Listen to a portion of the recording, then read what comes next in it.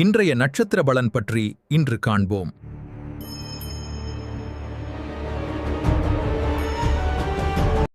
ஸ்ரீ குருப்பியோ நமக. குருவே சரணம். வணக்கம் நண்பர்களே, இது அஷ்டகிரி ஃப்ரம் காஞ்சிபுரம். இந்த வீடியோவில் நம்ம என்ன பார்க்க போகிறோன்னா, தாரா பலன். தாரானா நட்சத்திரம், நட்சத்திர பலன் பார்க்க போகிறோம். இன்றைய நட்சத்திர பலனை நம்ம தெரிஞ்சுக்க போகிறோம்.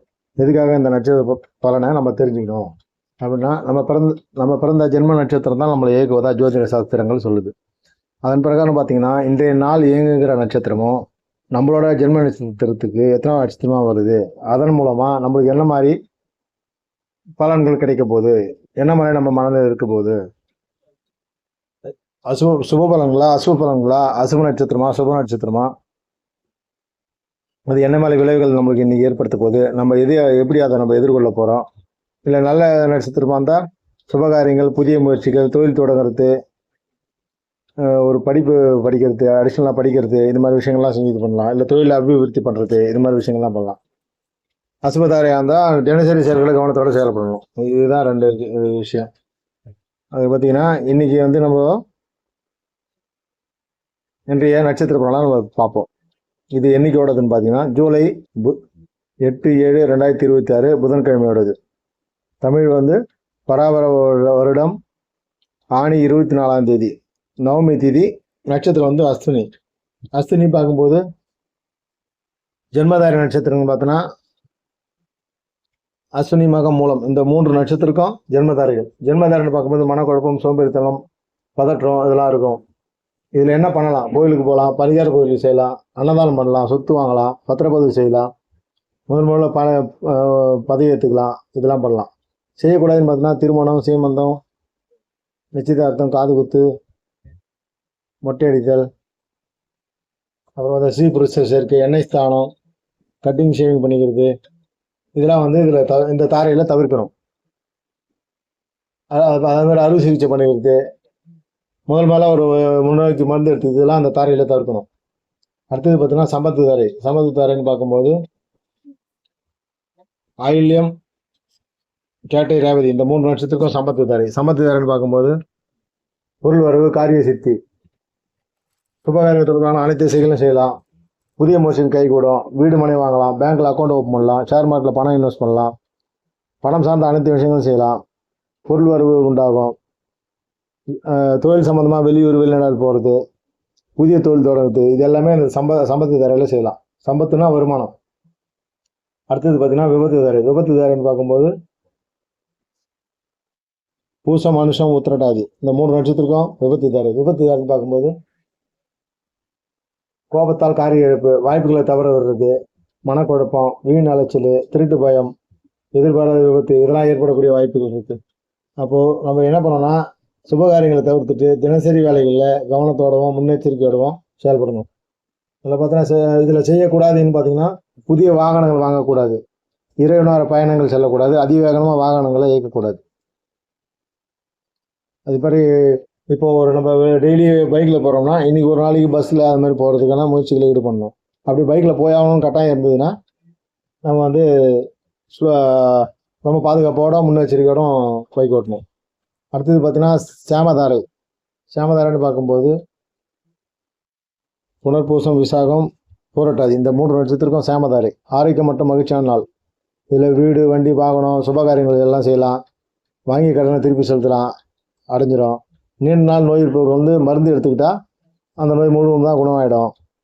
பாதியில் நின்ற கட்டிட வேலைகளை தோக்குறோன்னா அந்த கட்டிட வேலைகள் நல்லபடியாக முடிஞ்சிடும். அடுத்தது பார்த்தீங்கன்னா பிரத்யேக தாரை. பிரத்யேக தாரைன்னு பார்க்கும்போது திருவாதிரை, சுவாதி, சதயம், இந்த 3 நட்சத்திரக்கும் பிரத்யேக தாரை.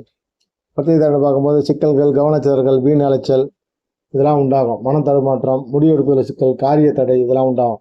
அப்போ சுபகாரியங்கள் அனைத்தையும் தவிர்க்கணும். தவிர்த்துட்டு தினசரி வேலைகளை முன்னெச்சரிக்கையோடவும் பாதுகாப்பாகவும் செய்யணும். இதில் என்ன செய்யலாம் பார்த்தீங்கன்னா, ஆன்மீக பணிகள் செய்யலாம், யோகா, தியானம் கற்றுக்கலாம். செய்யக்கூடாது பார்த்தீங்கன்னா, பணம் கொடுக்கலவங்க பண்ணக்கூடாது, தொழில் தொடங்கக்கூடாது, நிலம் வாங்கக்கூடாது, வீடு வாங்கக்கூடாது, வாகனங்கள் வாங்கக்கூடாது, இது மாதிரி எந்த விஷயமும் இதில் புதுசாக வாங்கக்கூடாது. வாங்கினா அது முடக்கமாகவும் அதனால பிரச்சனை வரும். அடுத்தது பார்த்தீங்கன்னா சாதகதாரை. மிருகசிரிஷம், சித்திரை அவிட்டம் அந்த 3 நட்சத்திரம் சாதகதாரி. சாதகதாரினா எண்ணங்கள் ஈடேறுதல், முயற்சிகள் பலிதமாதல், செயல்களுக்கு சாதகமான வாய்ப்புகள் ஏற்படுது, பூமி சம்பந்தமான விஷயங்கள், அரசுக்கு வேலைக்கு மனு போடுறது, தேர்வு போட்டியில் கலந்துக்கிறது, இன்டர்வியூக்கு போகிறது, இதெல்லாம் வெற்றி அடையும். இதில் பார்த்தீங்கன்னா ஏதாவது ஒரு நோய்க்காக சிகிச்சை எடுத்துக்க மருத்துவமனைக்கு சேரணும்னா இந்த தாரையில் போய் சேர்ந்தீங்கன்னா நீங்கள் நல்லபடியாக குணமாகி வீட்டுக்கு வந்துடலாம். ஒரு கோர்ட்டில் வந்து கேஸ் போட போகிறீங்கன்னா இந்த தாரையில் போட்டிங்கன்னா நல்லபடியாக அது உங்களுக்கு வந்து வெற்றியாகும். அடுத்தது பார்த்தீங்கன்னா வதைதாரி. வதைதாரின்னு பார்க்கும்போது ரோகிணி, அஸ்தம், திருவோணம் இந்த 3 நட்சத்திரம் வதைதாரி. வதைதாரின்னு பார்க்கும்போது உடலில் சோர்வு, மனதில் எழும்புகிற கவலை, பணிகள் நாட்டம் இல்லாமை, கஷ்டம் தரக்கூடிய நிலை உருவாகும். இதில் வந்து பார்த்தீங்கன்னா அனைத்து சுபகாரியங்களை தவிர்த்துட்டு தினசரி வேலைகளில் கவனமாகவும் முன்னெச்சரிக்கையும் செய்யணும். இதில் என்ன பண்ணக்கூடாதுன்னு பார்த்தீங்கன்னா கடன் வாங்கவோ கொடுக்கவோ கூடாது, மருத்துவ பரிசோதனை செஞ்சுக்கூடாது, வீண் வம்புகள் வர வாய்ப்பு இருக்குது. அதனால் யாரு கூடயும் ஆர்கியூமெண்ட்டோ பிரச்சனைக்கோ போகக்கூடாது, திடீர் வெளியூர் பயணம் செல்லக்கூடாது. இதெல்லாம் அதில் முக்கியமானது. அடுத்தது பார்த்தீங்கன்னா மைத்திரதாரி. கார்த்திகை, உத்திரம், உத்திராடம் அந்த 3 நட்சத்திரத்துக்கு மைத்திரதாரி. மைத்திரதாரின்னு பார்க்கும்போது இது நம்ம ஜென்ம நட்சத்திரத்துக்கு 8வது நட்சத்திரமாக வரும். அதனால் பார்த்தீங்கன்னா இதில் வந்து மீனான சுபகாரியங்களை செய்ய மாட்டாங்க.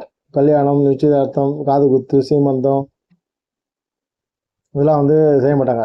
சுபகாரியம் சம்பந்தமான அனைத்து விஷயங்களும் செய்வாங்க.